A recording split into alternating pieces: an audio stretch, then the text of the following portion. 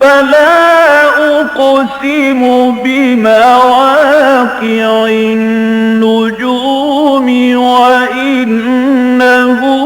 لقسم لو تعلمون عظيم إنه لقرآن كريم في كتاب مكنون لا يمسه إلا المطهرون تنزيل من رب العالمين.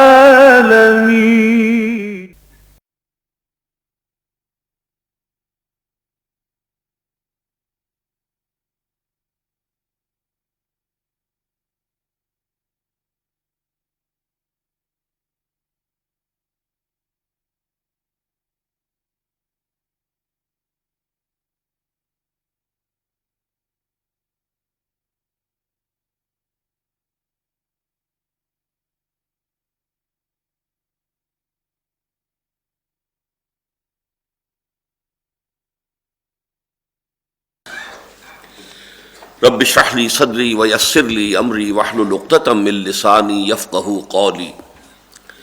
اللهم ربنا الهمنا رشدنا واعذنا من شرور انفسنا. اللهم ارنا الحق حقا وارزقنا اتباعه وارنا الباطل باطلا وارزقنا اجتنابه. اللهم ربنا آنس وحشتنا في قبورنا وارحمنا بالقرآن العظيم. اللهم ارحمنا بالقرآن العظيم. اللهم اجعله لنا اماما ونورا وهدى ورحمة. اللهم ذكرنا منه ما نسينا وعلمنا منه ما جهلنا وارزقنا تلاوته آناء الليل واطراف النهار واجعله لنا حجة یا رب العالمین آمین. آپ کو معلوم ہے کہ جدید تہذیب کے جو بڑے بڑے فتنے ہیں، مثلاً ایک سیاسی سطح پر فتنہ ہے ساورنٹی آف دی پیپل، خدا کو بے دخل کیا، ساورنٹی آف گاڈ ختم، ساورنٹی آف دی پیپل. یہ سب سے بڑا فتنہ ہے اس دور کا، اللہ کے خلاف سب سے عظیم بغاوت. دوسری بغاوت، دو سب سے زیادہ حرام اشیاء کو معاشی اور اقتصادی نظام کے اندر پرو کر رکھ دیا گیا ہے کہ ان کے بغیر تصور ہی نہیں ہے.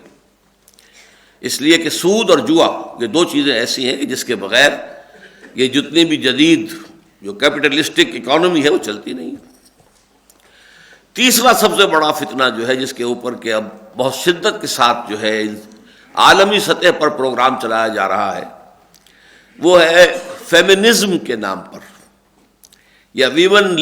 لبریشن آف ویمن، عورتوں کو آزاد کرانا، اور یہ کہ ایکویلٹی آف دی سیکسز، ہر اعتبار سے کسی پہلو سے اس کے اندر کوئی فرق نہیں. یہ اس دور کا سب سے عظیم فتنہ ہے، اور دجالیت کے فتنوں میں سب سے بڑھ کر حضور نے فرمایا کہ جو آخری وار ہوگا دجال کا وہ اسی اعتبار سے ہوگا، اور آخر میں جو اس کی پیروی کرنے والے لوگ ہوں گے ان میں اصل میں عورتیں ہوں گی کہ ایک مومن مرد جو ہے اپنی بیوی کو، اپنی بہن کو، بیٹی کو، ماں کو گھروں میں جکڑ کر رکھیں گے، لیکن وہ نکل کر بھاگنے کی کوشش کریں گی گھر سے باہر جا کر، اور دجال کی پیروی کریں گی. اس فتنے سے ہم اس وقت جو ہے پوری شدت کے ساتھ دوچار ہیں. تو آج کا درس جو ہے در حقیقت اس کا عنوان یہ ہے اسلام کا خاندانی نظام اور اس میں مرد کی قوامیت، اس کا فلسفہ کیا ہے. اس اعتبار سے چونکہ اسلام میں ایک اعتدال ہے، بعض اعتبارات سے اسلام تسلیم کرتا ہے کہ مرد اور عورت برابر ہیں، کوئی فرق نہیں.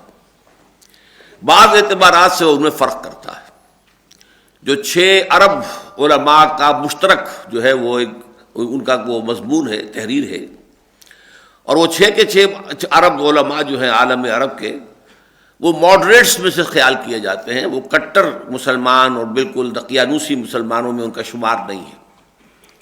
بلکہ یہ کہ وہ ماڈریٹ قسم کے لوگ ہیں. لیکن وہ مضمون بہت عمدہ ہے، وہ انشاءاللہ جو تازہ شمارہ آئے گا دائے خلافت کا، اس میں اس کو ریپروڈیوس بھی کر دیں گے، اس لیے کہ اس میں بڑی خوبصورتی کے ساتھ، بڑی دلجوئی کے ساتھ، نرم انداز میں، بجائے کرخت لہجہ اور فتوے کی زبان استعمال کرنے کے،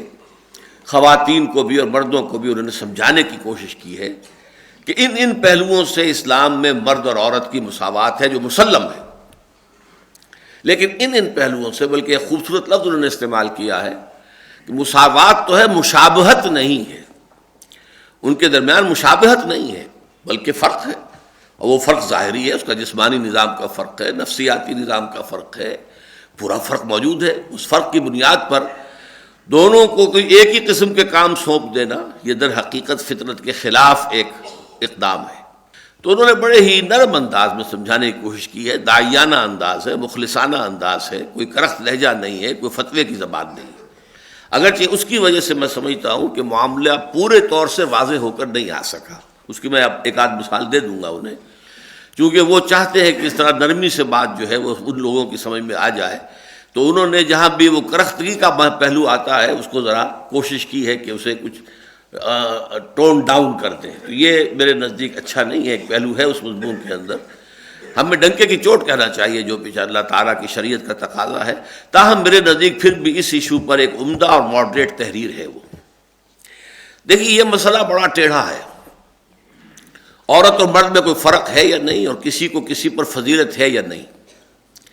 اس لیے کہ عورت بھی انسان ہے، اور میں بھی گنوا چکا ہوں کہ بہت سی چیزوں میں یہ انسان ہونے کے ناطے عورت اور مرد برابر ہیں، شرف انسانیت عورت اور مرد دونوں کو حاصل ہے۔ وہ آیت بھی ہم پڑھ چکے ہیں سورہ آل عمران کی، بعضکم من بعض، تم میں فرق کیسے ہوگا، تم ایک دوسرے ہی سے تو ہو، ایک ہی باپ کے نطفے سے بیٹا بھی ہے بیٹی بھی ہے، ایک ہی ماں کے رحم میں بیٹے نے بھی پرورش پائی ہے بیٹی نے بھی پائی، فرق کہاں سے آ جائے گا؟ تو تم لوگ جو ہو یقیناً اس اعتبار سے شرف انسانیت میں برابر کے شریک ہو۔ پھر اخلاقی اعتبار سے عورت جو نیکی کمائے گی وہ اسی کے لیے ہوگی، مرد جو نیکی کمائے گا وہ اس کے لیے ہوگا۔ عورت نے کوئی غلط کام کیا اس کا وبال اس پر آئے گا، مرد نے غلط کام کیا اس کا وبال اس پر آئے گا۔ صرف ایک رسالت اور نبوت کا منصب جو بہت کٹھن ذمہ داریوں کا ہوتا ہے وہ اللہ تعالیٰ نے اس صنف ضعیف پر نہیں ڈالا، باقی صدیقیت، شہادت، صالحیت، یہ تمام مقامات جو ہیں بلند سے بلند، ولی اللہ اگر مرد ہو سکتا ہے تو ولیت اللہ جو ہے وہ اللہ کی کوئی بندی ہو سکتی ہے۔ حسن بصری اگر بصرہ سے نکلے ہیں تو رابعہ بصریہ بھی بصرہ سے نکلے ہیں۔ اس اعتبار سے بھی، روحانی اعتبار سے بھی اور علمی اعتبار سے، علم کا طلب العلم فریضۃ علی کل مسلم و مسلمۃ، مسلمان عورت پر بھی فرض ہے کہ وہ علم حاصل کرے اور مرد پر بھی فرض ہے۔ تو یہ تمام چیزیں وہ ہیں، تفصیل سے انہوں نے لکھا ہے، زیادہ تفصیل سے کیونکہ میرے پاس تو اتنا وقت نہیں ہے، وہ آپ اس مضمون میں دیکھ لیں گے کہ انہوں نے پہلے وہ ساری باتیں گنوا دی ہیں کہ جس میں مرد اور عورت کو اللہ تعالیٰ نے برابر تسلیم کیا، لیکن پھر جب مسئلہ آتا ہے کہ ان میں ایک فرق بھی ہے، ایک افضلیت بھی ہے جو اللہ تعالیٰ نے مردوں کو دی ہے، تو یہ چیز چبھتی ہے عورت کو فطری طور پر، اس کے احساسات ایسے ہیں کہ اس کے اندر اس بات کو قبول کرنے میں کیوں میں گھٹیا کیوں ہوں، کس اعتبار سے ہوں، اور میں کس اعتبار سے مرد کو اپنے سے افضل مانوں، اور میں کیوں مرد کو جو ہے اپنے اوپر حاکم تسلیم کروں، وہ بھی انسان ہے میں بھی انسان ہوں۔ چنانچہ ہماری بعض درس کی شریک رفیقات کی طرف سے بھی بات آئی ہے میرے سامنے کہ ڈاکٹر صاحب جو ہیں وہ پہلے ہی مرد بڑے ظالم ہیں، یہ ان کو اور چڑھا رہے ہیں اور ان کے لیے جو ہے اور حوصلہ افزائی ہو رہی ہے، یہ تو واقعہ یہ ہے کہ ہمارے حقوق ادا نہیں، اور یہ صحیح ہے، اسلام نے جو حقوق دیے عورتوں کو وہ ہم نہیں دیتے، اور اس وجہ سے ان کی شکایت بجا ہے۔ لیکن ظاہر بات ہے کہ میں تو درس قرآن دے رہا ہوں، درس قرآن میں جو مضمون بھی جس وقت آئے گا اور جس اہمیت کے ساتھ آئے گا، جس شد و مت کے ساتھ آئے گا، مجھے تو اسی طرح ظاہر کرنا ہے۔ میری وفاداری جو ہے قرآن کے ساتھ ہے، جیسے کہ حدیث میں آتا ہے کہ حضور نے فرمایا کہ الدین والنصیحہ، دین تو نام ہے خیر خواہی کا، وفاداری کا۔ قیل لمن یا رسول اللہ، پوچھا کس کی وفاداری، کس کی خیر خواہی حضور؟ فرمایا للہ ولکتابہ ولرسولہ، رسول کا ذکر بھی بعد میں آیا ہے، کتاب کا پہلے آیا۔ اللہ کے ساتھ وفاداری، اس کی کتاب کے ساتھ وفاداری، اس کی کتاب جو کہہ رہی ہو وفاداری کے ساتھ پورے فیتھ فلی اسی کو پیش کرو، اس میں کوئی زمانے کے تقاضوں کی وجہ سے یا اپنے کوئی ذاتی خیالات اور ترجیحات کی بنا پر کوئی ہیر پھیر نہ ہو، کوئی اونچ نیچ نہ ہو، بلکہ بات بعین ہی وہ ہو کہ جو قرآن مجید میں آئی ہے۔ لیکن میں آپ کو بتا رہا تھا کہ یہ چونکہ تلخ بات ہے اور انسانی احساسات سے سب سے بڑھ کر تو اللہ تعالیٰ ہی حاکم ہے نا اور جاننے والا ہے، لہذا یہ مسئلہ سورہ بقرہ ہی سے شروع ہو گیا تھا، جہاں پر کہ کچھ خانگی قوانین دیے گئے تھے۔ اس میں آپ کو یاد ہوگا کہ یہ ایک معاملہ آیا کہ ایک مرد نے اگر طلاق دے دی ہے اور وہ طلاق رجعی ہے، ایک طلاق یا دو طلاقیں، تیسری طلاق کی نوبت نہیں آئی، تو عدت کے دوران مرد کو یہ اختیار حاصل ہے کہ وہ طلاق واپس لے لے اور عورت کو آزاد نہ کرے، اپنے گھر ہی میں رکھے۔ اب اس میں ایک بات ہو سکتی ہے کہ عورت کیسے اب طلاق دے دی، میں اب اس کے گھر میں بسنے کو تیار نہیں، کیوں دی اس نے طلاق؟ نہیں، یہاں کیا حکم آیا تھا، وہ بعولتہن احق بردہن فی ذلک ان ارادوا اصلاحا، ان کے شوہر زیادہ حقدار ہے کہ وہ روک لیں اور اپنی طلاق جو ہے اس کو لوٹا دیں اس مدت کے اندر اندر، یعنی وہ مدت جو ہے اس کی، جو ان کی عدت کی مدت ہے اس کے اندر اندر۔ اور یہ بھی واضح اگر وہ اصلاح چاہیں، یہ نہیں ہے کہ انہیں ستانے کے لیے اور تنگ کرنے کے لیے کہ اگر یہ میرے گھر سے نکل گئی تو پھر میں کیا اور ستاؤں گا، کیسے ستاؤں گا، وہ اگر نیت خراب ہے تو بات اور ہے، لیکن اس نیت کا معاملہ تو اللہ کے اور اس بندے کے درمیان ہے، قانون جو ہے وہ نیت سے بحث نہیں کر سکتا۔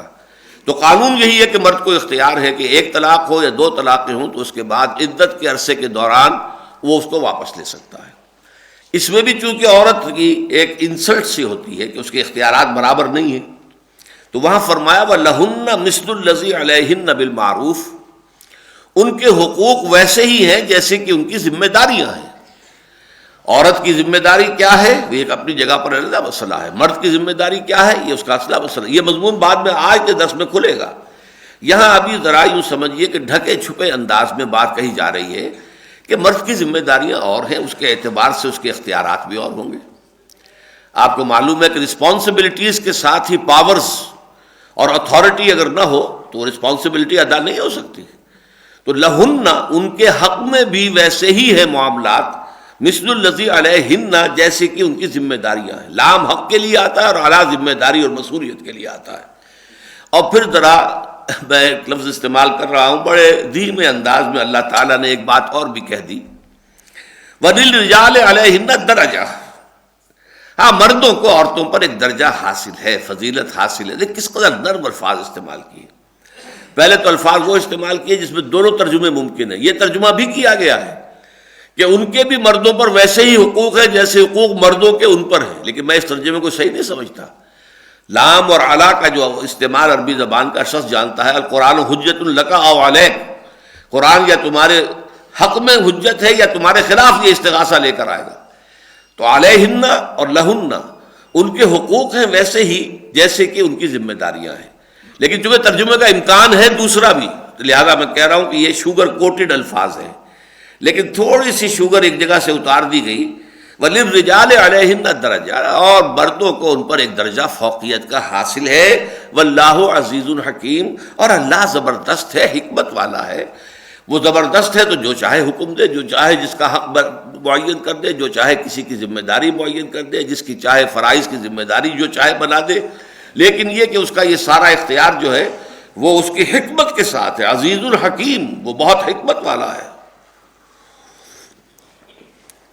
تو جیسے کہ آپ نے دیکھا کہ دین کے اور معاملات شریعت کے ایسے ہوئے ہیں کہ بلو پرنٹ شریعت کا سورہ بقرہ میں آیا، یسألونک عن الخمر والمیسر قل فیہما اسم کبیر ومنافع للناس واسمہما اکبر من نفعہما، بات چھوڑ دی، ابھی حرام ورام کی بات نہیں کی، بس صرف ایک بات کہہ دی۔ پھر سورہ نساء میں ہم پڑھیں گے کہ لا تقربوا الصلاۃ وانتم سکارى، دیکھو جب نشے کی حالت میں ہو تو نماز کے قریب نہ جاؤ۔ اس سے بہت سے لوگوں کو اندازہ ہو گیا کہ اس کی تو حرمت آ کر رہے گی، تو ابھی چھوڑ دو، چھوڑ دی انہوں نے۔ لیکن بہت سے لوگ جن کے منہ سے نہیں چھٹتی تھی، وہ کافر لگی ہوئی، وہ پیتے رہے۔ پھر آخری حکم سورہ مائدہ میں آ گیا، فاجتنبوہ، بعد آ جاؤ، اب فہل انتم منتہون، اب بعد آتے ہو کہ نہیں؟ تو یہ تدریجاً ہوا ہے۔ اسی طرح یہ فلسفہ جو ہے مساوات مرد و زن کی، جو آج دنیا میں جس کا شورا ہو رہا ہے، اس کی نفی اور تردید بھی جو ہوئی ہے، اور مرد کی قوامیت کے مسئلے کو جو واضح کیا گیا، تو پہلے تو ہم نے دیکھ لیا کہ سورہ بقرہ میں اس کا یہ بیج تو وہاں ڈال دیا گیا، وَلَهُنَّ مِثْلُ الَّذِي عَلَيْهِنَّ بِالْمَعْرُوفِ وَلِلرِّجَالِ عَلَيْهِنَّ دَرَجَةٌ وَاللَّهُ عَزِيزٌ حَكِيمٌ۔ اب یہاں آئیے دیکھیے، اس کے لیے اثر نو ایک تمہید باندھی جا رہی ہے سورہ نساء میں۔ ولا تتمنوا ما فضل اللہ به بعضکم علی بعض، تمنا نہ کیا کرو اس چیز کی جس کے ذریعے سے اللہ نے تم میں سے بعض کو بعض پر فضیلت دے دی ہے۔ یہ خلقی قسم کی فضیلتیں ہیں، وہبی، کسی کو سرخ و سفید پیدا کر دیا، کسی کو سیاہ فام پیدا کر دیا۔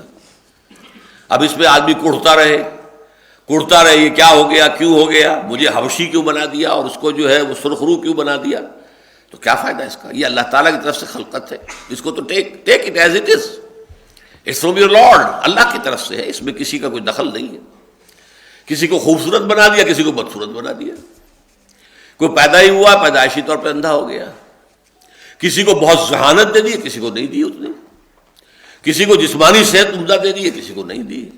تو یہ اللہ تعالیٰ کی طرف سے، کسی کو مرد بنایا، کسی کو عورت بنایا،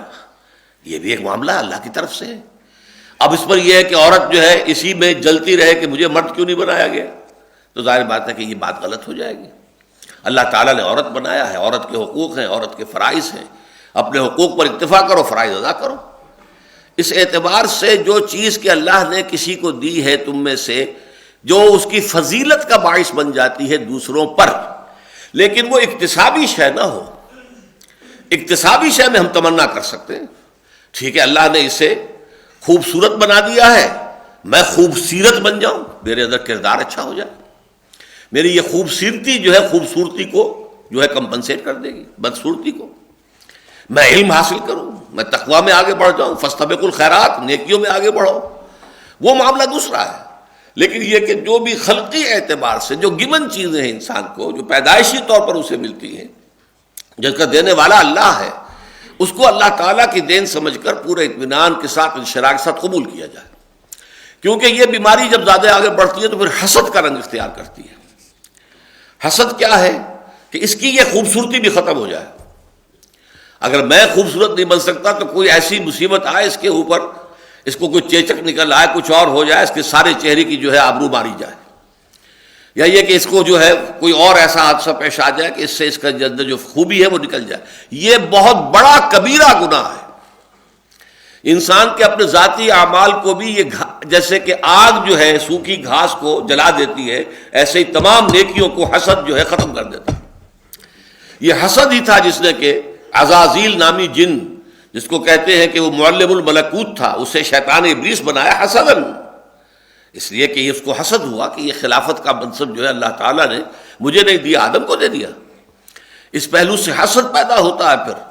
آدمی جو بھی گیون چیزیں ہیں جبلی طور پر اس کو جو ملی ہیں پیدائشی طور پر، جس میں کہ اس کے اپنے فیصلے کا، اپنی محنت کا کوئی دخل نہیں، اپنے چوائس کا کوئی دخل نہیں، اس میں تو بالکل جو بھی اللہ نے دیا ہے اس پر صابر و شاکر رہے۔ البتہ یہ ہے کہ للرجال نصیب مما اکتسبوا وللنساء نصیب مما اکتسبن، مردوں کے لیے حصہ ہے اس میں سے جو انہوں نے کمائی کی، اور عورتوں کے لیے حصہ ہے اس میں سے جو انہوں نے کمائی کی۔ اب یہاں پر بھی ذو معنی الفاظ آ گئے ہیں، اگرچہ قرآن مجید کا اگر ہم تفحص کرتے ہیں اور دیکھتے ہیں کہ یہ قسم کا لفظ کس معنی میں قرآن میں آتا ہے بالعموم، تو اس سے مراد ہے نیکی اور بدی، نیک عمل کمانا یا بدی کما لینا۔ یہ اپنے لیے جو بھی ہم توشہ آخرت تیار کر رہے ہیں وہ اچھا ہے یا برا ہے، وہ قسم ہے۔ لیکن یہی لفظ دنیا میں معاش کی جد و جہد کے لیے بھی استعمال ہوتا ہے، قسم۔ القاسم حبیب اللہ، حضور نے فرمایا جو شخص اپنی معاش کے حصول کے لیے محنت کرتا ہے، اپنے بال بچوں کا حلال ذریعے سے پیٹ پالنے کے لیے جد و جہد کر رہا ہے، وہ اللہ کا بھائی، اللہ کا دوست ہے، حبیب اللہ ہے۔ تو قسم کا لفظ اس معنی میں بھی آ جاتا ہے۔ تو ہماری جو جدید مفسرات ہیں، دانشورات خواتین جو ہیں، اور جو بھی مغرب زدہ جو دانشور ہیں، وہ اس سے مراد لیتے ہیں کہ عورت کو بھی کمائی کرنے کا حق حاصل ہے۔ مردوں کے لیے ہے وہ کمائی کہ جو انہوں نے کی، یعنی اگر کوئی وہ محنت کر رہے ہیں، تنخواہ لے کر آتے ہیں، وہ ان کے ہاتھ ہے، ان کے ہاتھ میں اختیار ہے۔ عورت کام کر رہی ہے، وہ تنخواہ لے کر آتی ہے، یا عورت نے کہیں کوئی بزنس میں حصہ ڈالا ہوا، اس کی کمائی آ رہی ہے، تو وہ اس کے اختیار میں ہوگا، اس پر مرد کو کوئی اختیار نہیں ہوگا۔ تو اگرچہ میں اس کو بھی تسلیم کرتا ہوں قانوناً کہ یہ بات صحیح ہے، شرعی اعتبار سے عورت پر کوئی پابندی نہیں ہے، وہ کوئی کام کر سکتی ہے۔ یعنی یہ کہ معاش کے لیے، پیسہ کمانے کے لیے سب سے سادی شکل کیا ہے؟ کسی کو اس کے وراثت میں باپ کی طرف سے، ماں کی طرف سے کچھ روپیہ مل گیا ہے، 5-10 لاکھ روپے، اب یہ اس کی ملکیت ہے، اس کے شوہر کے باپ کی ملکیت نہیں ہے۔ وہ اسے مزاربت پر لگا دے تو جو بھی نفع حاصل ہوگا وہ اس کا اختیار ہوگا. شوہر کو اس پر کوئی اختیار نہیں ہوگا، بلکہ وہ چاہے گی تو اپنے شوہر کے گھر پر اسے استعمال، گھر شوہر کا ہے اس کا نہیں ہے، اولاد شوہر کی ہے اس کی نہیں ہے، اولاد کی کفالت اور اس کی اپنی کفالت بھی شوہر کے ذمہ ہے. وہ چاہے گی تو خرچ کرے گی، نہیں چاہے گی تو اپنے پاس رکھے گی، اور اسی پہ ذمہ ہوگا اس کی زکوٰۃ دینا. شوہر کے ذمہ نہیں ہے کہ وہ زکوٰۃ دے. اسی طرح اسے جہیز میں سونا ملا ہے، اسے زیورات ملے، اس کی زکوٰۃ دینا اس کے ذمہ ہے، اس کی ملکیت ہے. شوہر زبردستی اس سے اس کا زیور نہیں لے سکتا، اسے مجبور نہیں کر سکتا کہ فلاں ضرورت کے لیے یہ زیور بیچ دو، ہمیں مکان بنانا ہے. ہاں عورت تیار ہو جائے، اس کا اختیار ہے، مرضی سے وہ اپنا زیور بیچ کر کہے ٹھیک ہے ہمیں. یہ ان کی حسن معاشرت کے اندر جو بھی کیفیت ہوگی اس سے خود بخود ایڈجسٹ ہو جانے والی چیزیں. لیکن یہ چیز جہاں تک قانونی اعتبار ہے وہ صحیح ہے. لیکن جو اسلام کا جو روح ہے وہ کیا ہے؟ وہ یہ ہے کہ عورت کے اوپر معاش کی ذمہ داری سرے سے نہیں ہے، بلکہ آج دنیا جانتی ہے، ویسٹ کے اندر بھی مانا جاتا ہے کہ اسٹے ایٹ ہوم مومز، یہ اصطلاح ہے وہاں کی، وہ مائیں کہ جو گھر پر رہتی ہیں، یہ دنیا کی سب سے بڑی نعمت شمار ہو رہی ہے کہ وہ مائیں، ورنہ بچے رل جاتے ہیں. نہ شوہر کا حق ادا ہو سکتا ہے، نہ بچوں کا حق ادا ہو سکتا ہے. صبح سے شام تک عورت کسی کارخانے میں کسی آفس میں کام کر کے آئی ہو تو ایگزاسٹڈ ہوتی ہے. بچے آ گئے 12-1 بجے اسکول سے، اس کے بعد نہ ماں انہیں ملی گھر پر نہ باپ ملا انہیں، کون ان کو شفقت کے ساتھ ویلکم کہے. وہ آئیں گے، چابیاں ان کے پاس بھی ہوں گی، جائیں گے جو چاہیں گے دنگا کریں گے، فساد کریں گے، کھائیں گے پیئیں گے، جنسی اختلاط میں مبتلا ہو جائیں گے. یہ سب کچھ ہو رہا ہے وہاں پہ. کیوں ہو رہا ہے؟ نگرانی کوئی ہے ہی نہیں. شام کو شوہر بھی آئے گا تھکا ہارا اور عورت بھی آئے گی تھکی ہاری، وہ آپس میں تو میں کریں گے، ان کے درمیان محبت کہاں سے آ جائے گی؟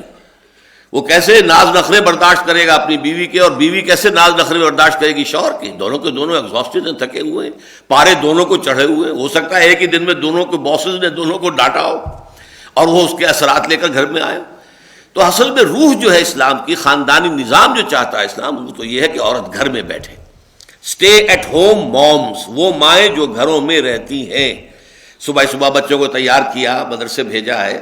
اس کے بعد تھوڑا سا ناشتہ واشتہ بھی انہیں کرایا تھا، پھر تھوڑا سا ریلیف مل گیا، 1-آدھا گھنٹہ اس کو آرام کا مل گیا.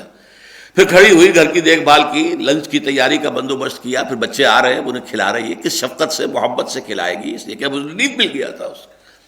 اس کے بعد پھر اسے کچھ تھوڑا سا وقت جو ہے ریلیف کا مل جائے، یا وہ کوئی کپڑے دھوتی ہے، کچھ اور گھر کا کام کرتی ہے. پھر شام کو شوہر آ رہا ہے تو اسے ریسیو کر رہی ہے، مسکراہٹ کے ساتھ ریسیو کر رہی ہے. ہاں اس کے جوتے بھی اتار رہی ہے، جرابیں اتار رہی ہے، کوئی اس میں حرج نہیں ہے. باہمی مودت کے لیے یہ چیزیں جو ہے، چونکہ تھکا ہوا آیا ہے، نہ معلوم کیا کن حالات میں وہ دن بھر رہا ہو، تو اس کی سلیس کے لیے. تو پھر یہ جو شکل ہوتی ہے، یہ آئیڈیل نظام ہے خاندانی. لہذا اصل میں اس مضمون میں اس اعتبار سے کمی کی گئی ہے. قانوناً اختیار حاصل ہے، عورت جو ہے جاب کر سکتی ہے، اس میں سطر اور حجاب کے معاملات کو نہیں توڑا جائے گا. پردہ اور حجاب اور سیگریگیشن، عورتوں کے علیحدہ یونٹس بنا دیے جائیں، انڈسٹریل یونٹس، عورتیں وہاں جائیں اور کام کریں، عورتیں ہی سپروائز کر رہی ہوں وہاں پر، عورتیں ہی مینیج کر رہی ہوں، اور ان کے جو ورکنگ آورز ہیں وہ کم رکھے جائیں تاکہ وہ گھریلو ذمہ داریاں بھی ادا کر سکیں. ان کی شفٹ ہی 4 گھنٹے کی رکھیے، آدھی ویجز دیجیے ان کو، 4 گھنٹے کی شفٹ رکھیے بجائے 8 گھنٹے کا، وغیرہ وغیرہ. ویئر دیر از اے ول دیر از اے وے. جب کبھی اختیار ایسے لوگوں کے ہاتھ میں آئے گا جو اسلام کو اس کی روح اور لفظ، لیٹر اینڈ اسپرٹ دونوں میں پریکٹس کرنا چاہیں گے، تو کوئی رکاوٹ نہیں ہوگی کسی بھی اعتبار سے. میں نے ایک دفعہ چیلنج دیا تھا، یہاں کے شعبہ ابلاغیات کے پروفیسر تھے وارث میر صاحب، اور انہوں نے تذکرہ کیا تھا میرے حوالے سے اس زمانے میں، یہ سن 82 83 84 کی باتیں ہیں. تو میں نے ان سے کہا تھا میں آپ کو چیلنج کرتا ہوں کہ آئیے مجھ سے بات کیجئے کہ کہاں رکاوٹ اسلام ڈالتا ہے. میں تو کہتا ہوں سیگریگیشن ہونی چاہیے، بس یہ فرق ہے. ہسپتال میں مردوں کا ہسپتال ہو، مرد مریض، مرد ڈاکٹر، مرد نرس ہو. عورتوں کے ہسپتال میں عورتیں مریض، عورتیں ڈاکٹر، عورتیں نرسیں، بات ختم ہو گئی. عورتیں ہی صفائی کرنے والی ہیں، وہاں مرد صفائی کرنے والے ہوں. یہ کانٹیکٹ جو ہے ان دونوں کے مابین، یہ ہے خطرناک. آگ اور پانی کا بیل جو ہے وہ خطرناک ہے. بہرحال میں نے عرض کیا کہ للرجال نصیب مما اکتسبوا وللنساء نصیب مما اکتسبن، میں ان کی جو ترجمہ ہے جدید دانشوروں کا وہ بھی قبول کرنے کو تیار ہوں، اگرچہ میں ثابت کر سکتا ہوں کہ یہاں مراد نیکی اور بدی ہے، وہ کمائی نہیں ہے. اس کی وجہ کیا ہے؟ دنیاوی کمائی میں نصیب کہنا جو ہے اس کی کوئی معنی نہیں ہے. آپ کی 5000 تنخواہ ہے تو 5000 ہی لے کر آئیں گے نا آپ، اس میں سے حصہ تو نہیں ہوگا کوئی. اسی طریقے سے کسی کی کمائی جتنی بھی آئی ہے، کسی کے بداربت کے اوپر اس نے رقم دے رکھی تھی خاتون نے، اسے نفع جو آیا ہے وہ پورا کا پورا آئے گا نا، اس میں کمی تو نہیں آئے گی۔ یہ نصیب کا لفظ بتا رہا ہے کہ یہ نیکی اور بدی کا ہے، اس لیے کہ نیکی اور بدی جو ہے وہ مختلف حالات میں کی جاتی ہے۔ کسی وقت نیکی کا درجہ بہت بڑا ہو جاتا ہے جبکہ ناموافق حالات میں کی جائے، اس کا اجر و ثواب بہت ملے گا۔ کسی وقت نیکی ایسے ماحول میں کی جاتی ہے جہاں نیکی کرنا بہت آسان ہے، تو اس کا جو ہے جو اجر و ثواب بھی اسی قدر کم ملے گا۔ پھر یہ کہ ہماری نیتوں کا خلوص اور عدم خلوص بھی اس میں کمی بیشی کرتا ہے۔ ایک نیکی وہ ہے جو بالکل خلوص کے ساتھ کی جا رہی ہے، وہ 100% آپ کو مارکس مل جائے گے۔ ایک یہ کہ کہیں تھوڑی بہت غیر شعوری طور پر کہیں جو ہے ریاکاری بھی اس میں شامل ہو گئی ہے، تو اس کے ظاہر بات ہے کہ پھر اس کے حساب سے نمبر کم ہو جائیں گے، کٹ جائیں گے۔ اگر خالص ریاکاری ہے تو زیرو ہے، لیکن ملغوبہ ہے تو اسی اعتبار سے کمی ہو جائے گی۔ لہذا فرمایا للرجال نصیب مما اکتسبوا، جو کمائیں گے نیکی یا بدی اس میں سے حصہ ملے گا، وللنساء نصیب مما اکتسبن، اور عورتوں کو حصہ ملے گا اس میں سے جو انہوں نے کمایا۔ واسألوا اللہ من فضلہ، یہ بڑا پیارا جملہ آ گیا، تم اللہ سے اس کے فضل کی درخواست کرو۔ تمہیں عورت بنا دیا، نیک بن جاؤ، صالح عورت بن جاؤ۔ میں آپ کو حدیثیں سناؤں گا کہ حضور نے فرمایا خیر الناس امرأۃ، یہ پوری حدیث بعد میں بتاؤں، تمام انسانوں سے بہتر فلاں عورت ہے، وہ عورت کے بعد میں اوصاف میں بیان کروں گا جو حضور نے اوصاف گنا ہے، اس میں مرد اور عورتیں دونوں آ گئی۔ حضرت خدیجہ الکبریٰ کا جو مقام ہوگا آپ سوچئے، کتنے اربوں انسان ہوں گے مسلمان کے جو رشک سے دیکھیں گے حضرت خدیجہ الکبریٰ، حضرت مریم، حضرت آسیہ، ان کے مقامات کو، حضرت عائشہ، حضرت فاطمہ رضی اللہ تعالیٰ عنہ، یہ عورتیں ہی تھیں نا۔ اس لیے اعتبار سے یہ ہے کہ واسألوا اللہ من فضلہ، اللہ سے اس کا فضل تلاش کرو۔ فضل جو ہے ہر اعتبار سے ہو سکتا ہے،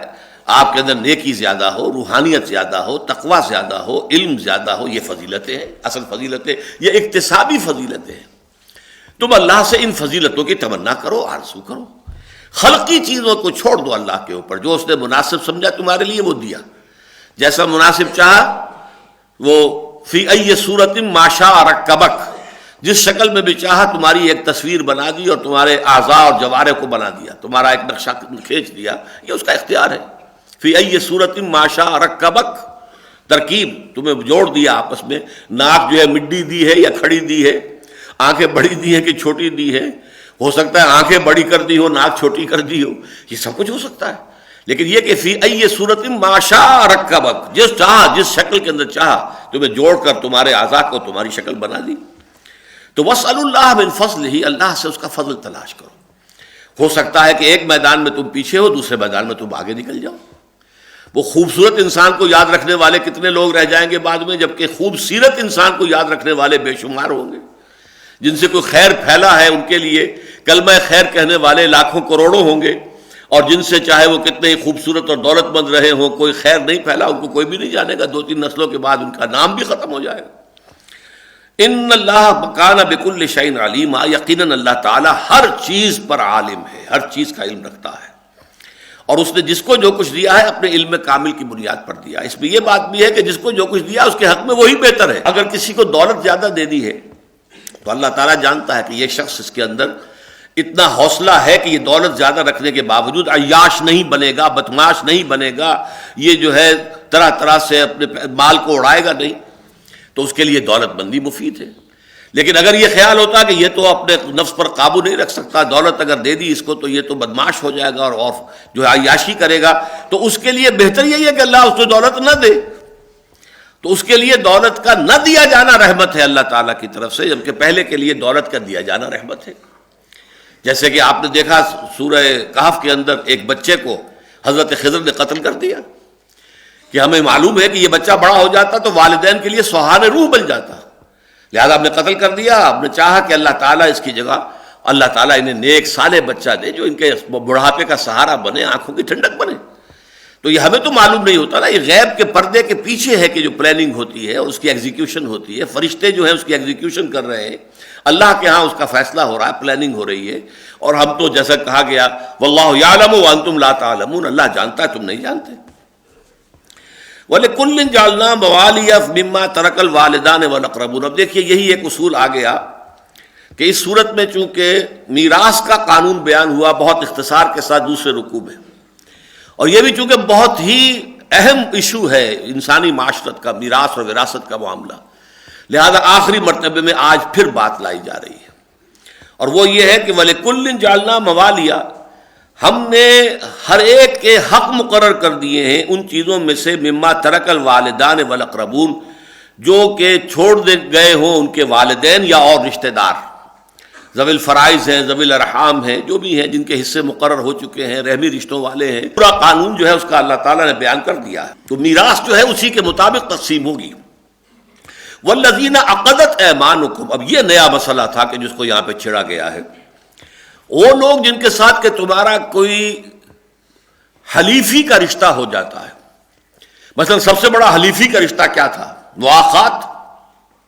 حضور جب مدینہ تشریف لائے، ایک مہاجر ایک انصاری بھائی انصاری بھائیوں نے اپنے مکان تقسیم کر دیے، اپنی دکانیں تقسیم کر دی، درمیان میں دیوار کھڑی کر دی، آدھی تمہاری آدھی میری، یہاں تک کہ ایک صاحب نے، ان کی 2 بیویاں تھیں، اپنے انصاری اپنے مہاجر بھائی کو لا کر کھڑا کر دیا کہ میری یہ 2 بیویاں، تمہارا چوائس پہلا ہے، تم پسند کر لو تاکہ میں اس کو طلاق دے دوں، تم اس سے شادی کر لو۔ پردے کے احکام اس وقت تک آئے تھے ہی نہیں، پردہ تھا ہی نہیں عرب کے اندر، وہ تو بعد میں آئے ہیں، وہ تو کہیں جا کر سن 5 میں 6 میں آئے ہیں، سورہ نساء میں آئے ہیں، سورہ نور میں آئے ہیں اور سورہ احزاب میں آئے، اس وقت تک پردہ تھا ہی نہیں، اس حد تک مواخات تھی۔ تو اسی لیے وراثت کے ضمن میں بھی جو ابتدائی بات آئی تھی وہ سورہ بقرہ میں آئی تھی کہ تم پر لکھا گیا ہے کتب علیکم اذا حضر احدکم الموت وصیۃ للوالدین والاقربین، وصیت کیے بغیر مت مرا کرو، وصیت کیا کرو، اس لیے کہ ابھی قانون وراثت تھا نہیں، یہ نہ ہو کہ بڑا بیٹا ساری وراثت پر قابض ہو کر بیٹھ جائے اور نہ والدین کو، بوڑھے والدین کو کچھ ملے، نہ یہ کہ بچوں کو، چھوٹے بچوں کو کچھ ملے، نہ عورتوں کو، بیوی کو کچھ ملے، لہذا وہاں پر کہا وصیت کر کے جایا کرو۔ اسی وقت یہ حکم بھی دیا گیا تھا کہ جن کے ساتھ تمہارے کوئی حلیفانہ تعلقات ہیں انہیں بھی چھٹے حصے کی حد تک، یہ قرآن میں تو نہیں ہے، احادیث سے معلوم ہوتا ہے کہ انہیں چھٹے حصے کی حد تک جو ہے 1/6 وراثت میں سے دے دیا جائے گا، لیکن یہاں اب آ کر اس کو بالکل ختم کیا جا رہا ہے۔ وَأُولُو الْأَرْحَامِ بَعْضُهُمْ أَوْلَىٰ بِبَعْضٍ فِي کتاب اللہ، یہ آیت اس سے پہلے نازل ہو چکی ہے کہ جہاں تک کہ وراثت کا تعلق ہے اولو الارحام کے مابین ہے، یہ جو بھی رشتے ہیں، منہ بولا بھائی ہے، تمہارا کسی کے ساتھ بڑا معاہدہ ہے، حلیفانہ معاہدہ ہے، تو اس کی 2 شکلیں ہیں، یا تو اپنی زندگی میں جو کچھ ہبہ کرنا چاہو، ہدیہ کرنا چاہو کر سکتے ہو، تمہارے اوپر کوئی پابندی نہیں، جب تک زندہ ہو اپنے مال میں سے جو چاہو ہبہ کرو، جو چاہو ہدیہ کر دو، لیکن مرنے کے بعد تمہارا حق صرف ہے تہائی کے اندر، تہائی کی وصیت کر سکتے ہو کہ میرے فلاں منہ بولا بھائی تھا، اس کے لیے یہ تہائی حصہ میں دے رہا ہوں، میں لکھ رہا ہوں، یہ وصیت ہو سکتی ہے، لیکن اگر ایسی کوئی وصیت نہیں ہے تو پھر اب وراثت میں ان کا کوئی حصہ نہیں ہوگا، وراثت تو انہی میں تقسیم ہوگی جو اولو الارحام ہیں، ذوی الفرائض ہیں، جو ان کا جن کو قرآن مجید نے ذکر کر دیا ہے۔ والذین عقدت ایمانکم فآتوہم نصیبہم ان اللہ کان علی کل شیء شہیدا، یقیناً اللہ تعالیٰ ہر چیز پر شہید ہے، گواہ ہے۔ اب آئی ہے وہ سخت ترین جو کڑوی گولی ہے، الرجال قوامون علی النساء، مرد عورتوں پر حاکم ہے۔ قوام کے لفظ کو سمجھ لیجئے، قام یقوم، کھڑا ہونا، قوام پوری طاقت سے کھڑا ہونے والا، وہ قوام کا لفظ بھی ہے، قیام کا لفظ بھی ہے، قیم بھی ہے۔ قیم کا لفظ آپ نے سنا ہوگا، جماعت اسلامی میں سیکرٹری کو قیم کہا کرتے تھے، اب تو زیادہ لفظ جو ہے سیکرٹری جنرل چل رہا ہے، قیم یعنی اس نظام کو قائم رکھنے والا۔ اس کا مطلب کیا ہے؟ کسی بھی ادارے کا ایک قیم ہوتا ہے کہ جو اس کا ذمہ دار ہے، اصل مسئول ہے، اور اس کے پاس اختیارات بھی ہوتے ہیں، وہ ایک طرح کی حکمرانی ہے، اسے اختیار حاصل ہے، وہ جو فیصلہ کرے گا وہ نافذ ہو جائے گا۔ تو الرجال قوامون علی النساء، یہ ہے وہ فرق کہ خاندانی نظام کے اندر جب ایک مرد اور ایک عورت آپس میں ایک شوہر اور بیوی کی حیثیت سے معاہدہ کرتے ہیں، یہاں اب آ کر ان کی مساوات ختم ہو گئی۔ اب بیوی تابع ہے شوہر کے، اسے شوہر کا حکم ماننا ہے، ہاں معصیت کا حکم دے گا تو نہیں مانیں گی، اللہ تعالیٰ کے حکم کی خلاف ورزی کر رہا ہے نہیں مانیں گی۔ لا طاعۃ لمخلوق فی معصیت الخالق، کسی مخلوق میں سے کسی کی اطاعت نہیں ہو سکتی جس میں کہ خالق کی معصیت لازم آ رہی ہے، لہذا اللہ کے احکام کے خلاف تو اطاعت نہیں ہے، لیکن اس کے اندر اندر اطاعت کرنی پڑے گی۔ مشورہ دو، اس لیے کہ یہ بھی کہا گیا ہے کہ عاشروہن بالمعروف، ابھی ہم پڑھ چکے ہیں سورہ نساء میں، عورتوں کے ساتھ نیک طریقے سے، بھلے طریقے سے رہو، شوہر اور بیوی مشوروں سے معاملات کو طے کیا کریں،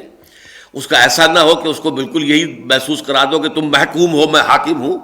اپنے جو ہے ڈکٹیٹرانہ انداز جو ہے وہ اختیار کیا جائے، نہیں، انہیں سمجھاؤ بجھاؤ، ان سے دلیل بھی ان سے بھی مانگو، خود بھی دلیل دو، آخر میں البتہ یہ کہ فیصلہ جو ہے جیسے اسلامی مشاورت کا اصول ہے، امیر کا کام ہے کہ وہ مشورہ لے، شاورہم فی الامر، لیکن اس کے بعد جو فیصلہ کر لے، فَإِذَا عَزَمْتَ فَتَوَكَّلْ عَلَى اللَّهِ، پھر جب فیصلہ کر لو اس پر جم جاؤ، ٹک جاؤ، اللہ پر توکل کرو۔ اسی طریقے سے پھر جب مرد فیصلہ کرتا ہے تو عورت کا کام ہے کہ اس کی اطاعت کرے، اتباع کرے۔ اسی طرح فرمایا گیا ہے کہ ان تراض منہما وتشاور، یہ بھی سورہ بقرہ کے اندر الفاظ آئے ہیں کہ یہ دونوں شوہر اور بیوی جو ہیں آپس میں اگر طلاق کا معاملہ ہو گیا ہے تو بچے کو کون دودھ پلائے گا، پلوائیں گے کہ نہیں پلوائیں گے، یا کیا اس کی اجرت ہوگی، اگر ماں مطلقہ جو ہے وہی دودھ پلائے تو اسے کیا دینا ہوگا، وغیرہ وغیرہ، یہ سارے امور باہمی مشاورت سے اور باہمی رضامندی سے طے کرو۔ یعنی اگر ساتھ رہ رہے ہو تب بھی خوبصورتی سے رہو، عاشروہن بالمعروف، ان کے ساتھ حسن معاشرت کا معاملہ کرو، علیحدگی ہو رہی ہے تو وہ بھی خوبصورتی سے ہونی چاہیے، اس میں بھی جو بھی معاملات ہیں بڑے عمدہ پیرائے پر طے ہو جائے۔ تو فرمایا الرجال قوامون علی النساء، مرد جو ہے عورتوں پر حاکم ہے، بما فضل اللہ بعضهم علی بعض، یہ اللہ کا شکر ہے کہ جن 6 حضرات کا میں نے آپ کے سامنے ذکر کیا ہے، عرب علماء کا کہ جن کا مضمون چھپا ہے جنگ میں، انہوں نے یہ حاکم کا لفظ استعمال کیا ہے، یہاں آ کر انہوں نے کسی درجے میں مداہنت گوارا نہیں کی ہے۔ بما فضل اللہ بعضهم علی بعض وبما انفقوا من اموالهم، اب یہاں بات کو سمجھانے کے لیے، دل نشین بنانے کے لیے، پیلیٹیبل بنانے کے لیے دلیلیں بھی دی جا رہی ہیں۔ پہلی دلیل یہ بما فضل اللہ بعضهم علی بعض، جو اللہ نے بعض میں کو بعض پر فضیلت دی ہے، یہ نہیں کہا کہ بما فضل اللہ الرجال علی النساء، نہیں، بعضهم من بعض، اور یہ ہم سورہ آل عمران میں پڑھ چکے، بعضکم من بعض، مرد اور عورتیں ایک دوسرے ہی میں سے ہو، تو اللہ ہم نے ایک کو دوسرے پر فضیلت دی ہے۔ اس کو بھی دیکھیے ڈھکا چھپا کے کہا گیا ہے، بات کو بالکل وہ عریاں انداز میں نہیں کہا گیا جیسے کہ مردوں کو فضیلت دی گئی ہے عورتوں پر، یہ الفاظ نہیں ہے، حالانکہ سورہ بقرہ میں آ چکا ہے وَلِلرِّجَالِ عَلَيْهِنَّ دَرَجَةٌ، لیکن وہاں چونکہ نرم زبان تھی، ایک درجہ اونچا حاصل ہے، یہاں لفظ ثقیل آ گیا، الرجال قوامون علی النساء، مرد تو حاکم ہے عورتوں کے اوپر، لہذا یہاں پر اس کا اشارہ کیا لیکن نرم الفاظ میں کیا، بما فضل اللہ بعضهم علی بعض، یعنی اللہ تعالیٰ نے مردوں کو فضیلت دی ہے، ان کو جسمانی قوت ایوریج جو ہے زیادہ دی ہے۔ یوں تو کوئی عورت پہلوان ہو سکتی ہے، کوئی حمیدہ پہلوان ہوتی تھی راجستھان کی، جس نے سارے پہلوانوں کو چیلنج دے دیا تھا کہ تم اگر مجھے پچھاڑ دو گے تو تم سے شادی کر لوں گی، تو یہ بھی معاملہ ہوتا تھا، اس کو شاید شادی کرنا کسی نے پسند ہی نہ کیا ہو کہ اس کو پچھاڑنے کی کوشش کرے کہ گلے ہی پڑ جائے وہ خامخواہ، تو یہ دوسری بات ہے، لیکن یہ کہ اس کا تھا یہی چیلنج، جو مجھے پچھاڑ دے گا میں اس سے شادی کر لوں۔ تو عورتوں کو ہو سکتی ہیں ایسی، وہ شاذ ہیں، ایکسیپشنز پروو دی رول۔ بحیثیت مجموعی مرد کو زیادہ طاقتور بنا ہے۔ صنف نازک کا لفظ ہم نام استعمال کرتے ہیں، صنف نازک ہے، عورت کا حسن نزاکت میں ہے، اور مرد کے حسن کا معاملہ، جو ہمارے ایک استاد ہوا کرتے تھے ڈاکٹر توسی اناٹومی کے، وہ کہتے تھے کہ عورت کے لیے آئیڈیل کیا ہے، پری، اور مرد کے لیے دیو۔ مرد کو دیو ہونا چاہیے اور عورت کو پری ہونا چاہیے، یعنی یہ جو ہے ریلیشن شپ، دیو کا تصور جو آپ کی کہانیوں میں آتا ہے وہ جسیم، توانا، قوی، اور پری نازک، نرم، خوبصورت، تو عورت آئیڈیل جو ہے وہ پری ہے اور مرد آئیڈیل دیو ہے۔ تو اس معاملے میں بما فضل اللہ بعضهم علی بعض، جسمانی اعتبار سے اللہ تعالیٰ نے فضیلت دی ہے مرد کو عورت کے اوپر، لیکن یہاں کہا کسی کو کسی پر، ایک کو دوسرے پر جو فضیلت دی ہے۔ اگلے حصے میں بات کو بالکل واضح کر دیا، بما انفقوا من اموالہم، اور بسبب اس کے کہ وہ اپنے مال خرچ کرتے ہیں۔ اب دیکھیے شادی میں نے بارہا کہا ہے کہ دونوں کی ضرورت ہے، مرد کی بھی عورت کی بھی۔ عورت بھی بغیر شادی کے مطلب یہ کہ نامکمل ہے، اس سے آگے اولاد تو نہیں ہو سکتی، اور اس طرح مرد بھی بغیر شادی کے نامکمل ہے، اس کی آگے نسل نہیں چل سکتی۔ لیکن ان دونوں میں سے ایک کو طالب بنایا، ایک کو مطلوب بنایا۔ مہر کون دیتا ہے؟ مرد دیتا ہے، عورت تو نہیں دیتی، عورت تو مہر وصول کرتی ہے۔ تو گویا کہ شادی کے بندھن ہی میں پہلے دن سے مرد کی یہ فوقیت ہو گئی کہ مرد نے مال خرچ کیا ہے، مہر دیا ہے۔ پھر یہ کہ اسلام کے نظام خاندان میں جو معاشی ذمہ داریاں ہیں اور جو بھی سارا ان کا جو اقتصادی معاملہ ہے اس کی ساری ذمہ داریاں مرد پر ڈالی گئی. عورت کی کفالت، اس میں اس کا اطعام یعنی کھلانا، رزق بھی شامل ہے، کسوہ یعنی لباس شامل ہے، سکنا یعنی رہائش کی جگہ فراہم کرنا یہ شامل ہے. یہ تینوں چیزیں جو ہے عورت کا حق ہے اپنے شوہر کے اوپر، وہ شوہر انہیں یہ تینوں چیزیں فراہم کرے گا. جیسا کہ میں عرض کر چکا ہوں، عورت کی اگر کوئی علیحدہ پراپرٹی ہے، اگر باپ سے اسے کوئی 5 مربع زمین ملے ہوئے ہیں، اس مربع کی آمدنی اس کی ہوگی، جس طرح چاہے خرچ کرے نیکیوں میں، اللہ کے راستے میں جو چاہے کرے. اس میں سے عشر بھی اسی کو دینا ہوگا یا کوئی اور ٹیکسز ہیں اس کو دینے ہوں گے. اور اگر اس کے پاس مال یعنی زیورات کی شکل میں ہے تو اس کا زکوٰۃ اسے خود دینی ہوگی وغیرہ وغیرہ. تو الرجال قوامون علی النساء بما فضل اللہ بعضهم علی بعض وبما انفقوا من اموالهم، اور جیسا کہ وہ خرچ کرتے ہیں اپنے اموال میں سے. فالصالحات قانتات، اب یہ ہے بہت پیاری آیت ہماری خواتین کے لیے قابل غور. نیک بیویاں تو وہ ہیں جو تابع دار ہوں، اطاعت کیش ہوں، مردوں کا کہنا مانے، ان کی اطاعت کریں. حافظات للغیب، اور غیب میں ان کے لیے محافظ بنے، ان کے مال کی بھی حفاظت کرے. یہ نہیں کہ خیانت کر کے اب شوہر تو گیا ہوا جو چاہو اس کے مال میں سے جس کو میں جو چاہوں دے دوں، نہیں. یہ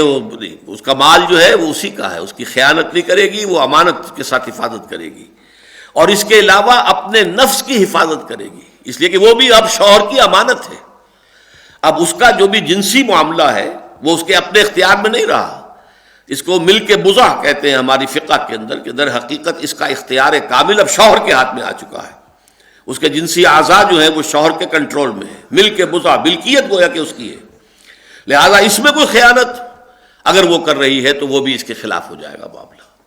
فالصالحات قانتات، تو نیک بیویاں وہ ہوتی ہیں جو تابع دار ہوں، فرما بردار ہوں، اور غیب میں یعنی شوہروں کی عدم موجودگی میں جبکہ وہ موجود نہیں ہے حفاظت کرنے والی ہوں. اور وہ حفاظت مال کی بھی اور ان کا اپنے نفس کی بھی. اور یہ کام آسان نہیں ہے، آپ کو معلوم ہے. شوہر کبھی 4 مہینے کے لیے باہر چلا گیا ہے، کبھی 1 سال کے لیے باہر چلا گیا ہے. عورت کے لیے اپنے نفس کو تھامے رکھنا، اپنے جنسی خواہشات کو، فرض کی جوان عورت ہے، اس کی بھی تو نفسانی خواہشات ہیں، تو آسان کام نہیں ہے. یہی وجہ ہے، آپ کے علم میں ہوگا کہ واقعہ بڑا عجیب پیش آیا تھا، اس کو بیان کرتے ہوئے شرم بھی آتی ہے. حضرت عمر رضی اللہ تعالیٰ عنہ اپنی رات کے گشت میں ایک مکان کے پاس سے گزر رہے تھے، تو انہوں نے سنا کہ ایک عورت جو ہے وہ بڑے درد بھرے الفاظ میں کچھ گا رہی ہے. اگر مجھے اللہ اور اس کے رسول کا فرق کا خوف نہ ہوتا تو تم دیکھتے کہ اس وقت میری چارپائی جو ہے چرچرا رہی ہو. تو اس پر حضرت عمر جو ہے وہ ایک دم تنبہ ہوا کہ ہمارے لوگ جو ہیں جہاد پر جاتے ہیں، سال بھر تک واپس نہیں آتے، تو اس سے تو سوسائٹی کے اندر بہت زیادہ جو ہے ایک اندیشہ اور خطرہ پیدا ہو جائے گا. تو انہوں نے اب دیکھیے یہ بات بھی کہ دین میں کوئی شرم اور حیا اس معاملے میں نہیں ہے، کہ اپنی بیٹی سے پوچھا حضرت حفصہ سے. اب وہ بیٹی بھی ہے اور ام المومنین بھی ہے، حضور کی اہلیہ ہے تو ام المومنین ہے، لہذا حضرت عمر کے لیے بھی ماں کے درجے میں ہے، اگرچہ ہے حضرت عمر کی صاحبزادی. کہ تم مجھے بتاؤ حفصہ، ایک عورت زیادہ سے زیادہ کتنے عرصے تک صبر کر سکتی ہے؟ اور کوئی قباحت محسوس نہیں کی حضرت حفصہ رضی اللہ تعالی عنہا نے، کہا 4 مہینے. تو پھر انہوں نے یہ آرڈر نافذ کر دیا، کوئی مجاہد 4 مہینے سے زیادہ جو ہے وہ محاذ پر نہ رہے، لازماً وہ آئے چھٹی لے کر اور وہ گھر پہنچے. آپ اس کی روشنی میں دیکھیے جو کچھ یہ ہمارے ہاں ہو رہا ہے، امارات میں جو لوگ کام کرتے ہیں، سعودی عرب میں کام کرتے ہیں، باہر کے ممالک میں کام کرتے ہیں، جوان بیویوں کو یہاں چھوڑ جائے، پھر جو قصے ہوتے ہیں، جو سکینڈلز ہوتے ہیں، پھر جب وہ شوہر صاحب تشریف لاتے ہیں تو وہ دیور اور بیوی جو ہے مل کر اسے قتل کرتے ہیں، اس لیے کہ یہاں تو دنیا بدل چکی ہے، دیور کی اور بھابھی کے رشتہ کچھ اور ہی بن چکا ہے، لہذا وہ قتل بھی کرتے ہیں، مال بھی سارا لے لیتے ہیں. یہ ساری خبریں آپ اخبارات میں پڑھتے ہیں. تو یہ کیوں ہے؟ فطرت کے خلاف ایک طرز عمل آپ اختیار کر رہے ہیں. یا تو اپنی فیملیز کو ساتھ لے کر جائیے، یا یہ ہے کہ پھر یہ وقفہ کا جو ہے معاملہ زیادہ، میں سمجھتا ہوں اس حدیث کے بعد جو حضرت عمر کا فیصلہ تھا 4 مہینے کا، اس سے زائد جو ہے باہر سٹے کرنا، اپنے گھر نہ آنا، ایک اعتبار سے گناہ کے درجے کی بات ہو جائے گی. علیکم بسنتی و سنت الخلفاء الراشدین المہدیین، تمہارے ذمے ہے میری سنت بھی اور خلفاء راشدین جو ہے میری ان کی سنت بھی. تو فرمایا کہ صالحات و قانتات حافظات للغیب بما حفظ اللہ. اب یہاں نوٹ کیجئے وہ حدیث جو میں نے بتایا تھا کہ حضور نے فرمایا خیر الناس سے تمام انسانوں میں بہترین وہ عورت ہے امرأۃن اذا نظرت الیہا سرت کا، جب تم دیکھو اپنی بیوی کو تو وہ تمہیں خوش کر دے، آپ مسکرائے ہیں تو وہ اس سے بڑھ کر مسکراہٹ سے آپ کو جواب دے، خوش کر دے آپ کو۔ وَإِذَا أَمَرْتَهَا أَطَاعَتْكَ، اور جب تم اسے کوئی حکم دو تو اس کی پابندی کرے، اس کی پیروی کرے، اس کی جو ہے اطاعت کرے۔ وَإِذَا غِبْتَ عَنْهَا، اور جب تم غائب ہو جاؤ، وہاں نہ موجود رہو، گھر پر نہ ہو، حَفَظَتْكَ فِي مَالِهَا وَنَفْسِهَا، تو پھر وہ مال اور اپنے نفس کے معاملے میں حفاظت کرے۔ یہ اوصاف جس میں ہے وہ ہے وہ دنیا کی انسانوں میں بہترین انسان، یہاں خیر الناس کہا ہے، یہ عورت نہیں کہا، خیر الناس، تمام انسانوں میں بہترین عورت وہ ہے اذا نظرت الیہا سرت کا، جب تم اسے دیکھو تمہیں خوش کر دے، وَإِذَا أَمَرْتَهَا أَطَاعَتْكَ، جب تم حکم دو تو تمہاری اطاعت کرے، وَإِذَا غِبْتَ عَنْهَا، اور جب تم ان سے غائب ہو جاؤ، وہاں موجود نہ رہو، حفظتك فی مالها ونفسها، اپنے مال اور نفس کے معاملے میں حفاظت کرے۔ اور چونکہ یہ چیز آسان نہیں ہے لہذا آگے الفاظ استعمال کر دیے بما حفظ اللہ، یہ اللہ کی توفیق سے ہوگی یہ حفاظت، بغیر توفیق خداوندی کے ممکن نہیں۔ اللہ اگر توفیق نہ دے انسان کی بس کی بات نہیں، انسان ضعیف ہے، اب ہم پڑھ چکے ہیں 2 درس پہلے، خلق الانسان ضعیفا، انسان کمزور پیدا کیا گیا ہے، اس کمزور میں عورت اور کمزور ہے، اضعف ہے، زیادہ کمزور ہے، نازک ہے۔ اس پہلو سے یہ کہ ان تمام نزاکتوں کو سامنے رکھنا اور ان تمام کمزوریوں کو اور انسانی سرشت کے اندر جو خلا ہیں ان کو اگر ملحوظ نہ رکھا جائے نظام معاشرت میں، خاندانی نظام میں، تو اس سے جو ہے فساد پھیلتا ہے۔ بما حفظ اللہ، لیکن یہ بھی نہ سمجھو تم صرف اپنی طاقت کے بل پر یہ کر لو گی، اس کے لیے اللہ تعالیٰ کی توفیق مانگو، بما حفظ اللہ، اللہ تعالیٰ تمہیں اس کی توفیق دے کہ تم اس پر قائم رہ سکو۔ واللاتی تخافون نشوزہن، اور وہ عورتیں کہ جن کے بارے میں تمہیں اندیشہ ہو جائے ان کی سرکشی کا۔ سرکشی جو ہے، اب چونکہ معاملہ آیا تھا الرجال قوامون علی النساء، عورت ضدن ہے، نہیں مانتی، میں تو نہیں مانتی، میں نہیں کرنے کو تیار، یہ کام یہ روش اختیار ہو جائے۔ واللاتی تخافون نشوزہن، اور جن کے بارے میں تمہیں اندیشہ ہو جائے کہ وہ سرکشی کر رہی ہیں، بات نہیں مانتی ہیں، اڑیل ہو گئی ہیں، ضدن ہو گئی ہیں، فعظوہن، تو پہلا کام تو یہ کرو کہ سمجھاؤ، واعظ و نصیحت کے ساتھ کہ دیکھو شریعت کے معاملے کو سمجھو، اس کی روح کو سمجھو، الرجال قوامون علی النساء، تمہیں میری فرما برداری کرنی چاہیے، تم دلیل دو، تم اپیل کرو، جس طرح بھی ہو اپنی بات منوا لو، وہ بات اور ہے، لیکن اگر میں نہیں مانتا تو میری بات ہی چلے گی، گھر کا نظام یوں ہی ہے، یہ ادارہ جو ہے اس کا سربراہ میں ہوں، الرجال قوامون علی النساء، پہلا کام تو یہ ہے۔ اس پر بھی اگر کسی کی کل سیدھی نہیں ہوتی تو واہجروہن فی المضاجع، تو انہیں پھر بستروں میں علیحدہ کر دو، یعنی ان کے ساتھ جو ہے ہم بستری نہ رہے، ان کے ساتھ شب باشی جو ہے ساتھ نہ ہو، علیحدہ علیحدہ ہو، اگرچہ اس کی صراحت کر دی گئی حدیث میں کہ مکان ایک ہی ہونا چاہیے، مکان علیحدہ نہیں، ایک ہی مکان میں۔ اس مکان سے مراد یہ بھی ہو سکتا ہے کہ ایک ہی کمرے میں اس کی چارپائی بستر علیحدہ، تمہاری چارپائی تمہارا بستر علیحدہ، یا یہ کہ ایک مکان ہے تو اس کے اندر ایک کمرے کے اندر وہ ہے تو دوسرے کمرے میں شوہر ہے، لیکن یہ گھر سے نکالنے کی اجازت نہیں ہے، اس لیے کہ اس میں تو پھر بہتری کے بجائے خرابی کا زیادہ اندیشہ ہوگا۔ یہ قرب اگر رہے گا کہ ابھی صرف یہ کہ بسترے میں ایک میں نہیں ہے بلکہ ذرا فصل ہو گیا ہے، اتنا ہی ہوا ہے، تو اس سے یہ کہ کوشش ہو سکتی ہے کہ اس فصل کو دور کر لیا جائے۔ تیسری بات جو سب سے کڑوی گولی ہے، سب سے کڑوی، سب سے کڑوی، وَاضْرِبُوهُنَّ، اگر اس پر بھی نہ مانے تو پھر انہیں مار بھی سکتے ہو، مارو انہیں۔ اگرچہ حضور نے فرمایا ہے کہ تم میں سے جو بہتر لوگ ہیں وہ کبھی نہیں ماریں گے، اجازت ہے، وَاضْرِبُوهُنَّ۔ بلکہ ایک مقدمہ آپ کے سامنے آیا تھا کہ کسی شخص نے اپنی بیوی کو زوردار تھپڑ رسید کر دیا، اس نے استغاثہ کیا، حضور کے پاس آ گئی، حضور نے شوہر کو بلایا، اس نے مان لیا جی ہاں میں نے مارا ہے، تو حضور نے فرمایا کہ اب اس عورت کو بھی حق حاصل ہے کہ تمہیں اسی طرح کا تھپڑ لگا ہے۔ فیصلہ تو یہ کر دیا، اب وہاں سے واپس جا رہے تھے، اتنی دیر میں یہ آیت نازل ہو گئی وَاضْرِبُوهُنَّ، کہ انہیں مار سکتے ہو، تو حضور نے واپس بلایا کہ شریعت کا حکم آ گیا، مرد کو مارنے کا حق ہے، لہذا قصاص نہیں ہوگا۔ آپ نے اپنا پہلا فیصلہ واپس لے لیا، اس تھپڑ کا جوابی تھپڑ جو ہے وہ عورت رسید نہیں کرے گی، اس لیے کہ آیت اتر آئی ہے اللہ تعالیٰ کی طرف سے ایک اجازت دی گئی ہے بدرجہ آخر تنگ آمد بجنگ آمد، اگر وہ عورت کسی طرح سیدھی نہیں ہو رہی ہے، اس کی کل جو ہے ٹیڑھی کی ٹیڑھی ہے، اس کی ضد اور اس کے ہٹ دھرمی اور یہ جو عدم تعاون ترک موالات کا معاملہ چل رہا ہے، گھر کی زندگی جو ہے وہ گویا کہ اب جہنم کا نمونہ بن گئی ہے، تو ایک آخری درجے میں مارا بھی جا سکتا ہے۔ لیکن اس مار میں دو قیدیں ہیں جو حضور نے لگائی ہیں، چہرے پر تھپڑ نہیں مارا جائے گا، اور نمبر دو یہ ہے کہ باقی جسم پر بھی ایسی مار نہ ہو کہ جس کے نشان رہ جائیں یا جس سے کوئی ہڈی ٹوٹ جائے، بس یہ ایک علامتی مار جو ہے اس طرح کا مسئلہ ہے، اس کے اندر اس سے زیادہ تجاوز کرنے کی اجازت نہیں ہے، لیکن یہ مارنے کی اجازت ہے۔ فَإِنْ أَطَعْنَكُمْ، اب اگر وہ ان تین میں سے کسی بھی سٹیج پر آ کر تمہاری اطاعت قبول کر لیں، اپنے رویے کو درست کر لیں، اپنی طرز عمل کو صحیح کر لیں، فَلَا تَبْغُوا عَلَيْهِنَّ سَبِيلًا، تو اب خام خواہ ان کے اوپر ظلم کرنے کے لیے، زیادتی کرنے کے لیے، ستانے کے لیے جو ہے بہانے مت تراشو۔ یعنی پچھلی جو دل کے اندر جو گرد جمع ہو گئی تھی، دل میں جو بغض جمع ہو گیا تھا ان کے سابقہ طرز، یہ اب اس کا اثر نہیں ہونا چاہیے تمہارے طرز عمل میں۔ انہوں نے اپنی روش بدل لی، تم ان سے 10 ہاتھ آگے بڑھ کر اپنی روش کو بدلو۔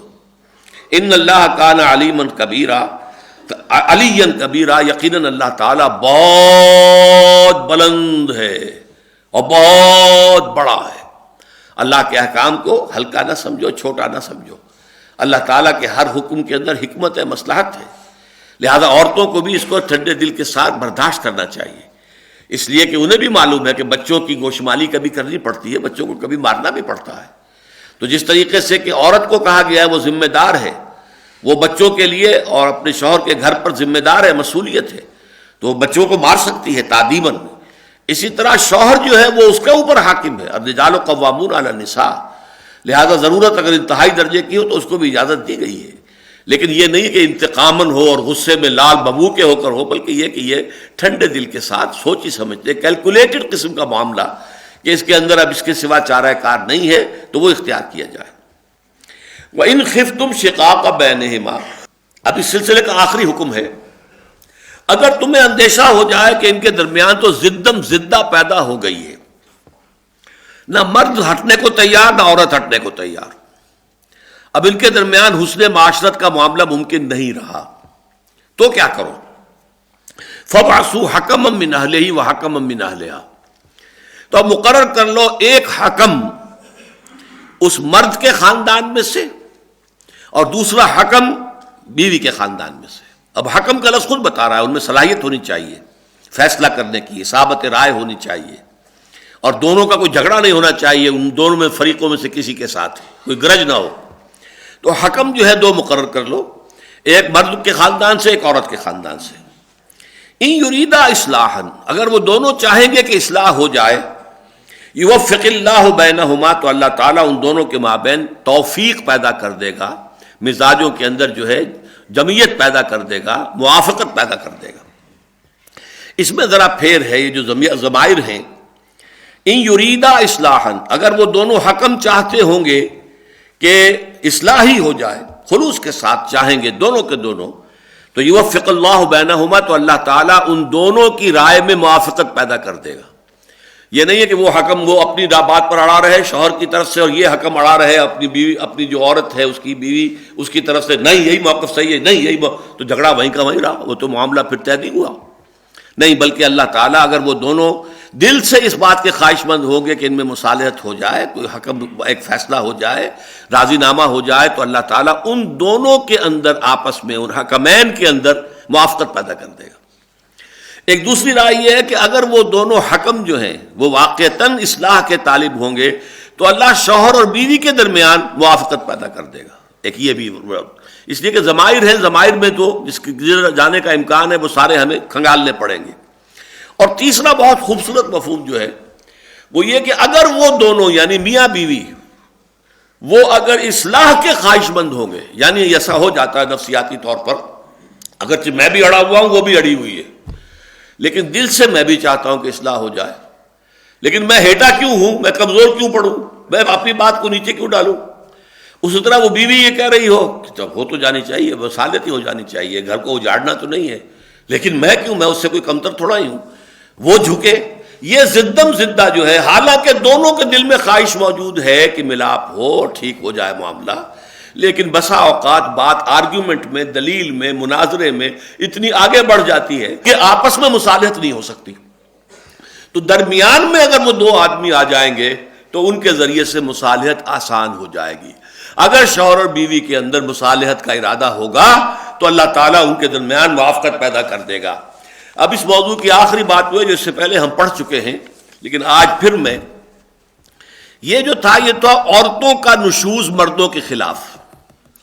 لیکن ایک شکل وہ تھی جو ہم پڑھ چکے ہیں، وَإِنِ امْرَأَةٌ خَافَتْ مِنْ بَعْلِهَا نُشُوزًا، اگر کسی عورت کو یہ اندیشہ ہو جائے کہ شوہر جو ہے وہ زیادتی کرنے پر تلا ہوا ہے، مجھے پریشان کرنے پر تلا ہوا ہے، وہ مجھ پر زیادتی کرنے کا فیصلہ کیے بیٹھا ہے، تو ان کے لیے بھی فیصلہ کیا گیا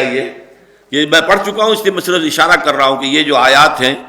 128 سے لے کر اور 130 تک اسی سورہ مبارکہ کی استدراک کی حیثیت سے آئی ہیں، اس میں یہ بات آ گئی ہے کہ اگر ان یتفرقا یغنی اللہ کلا من سعتہ،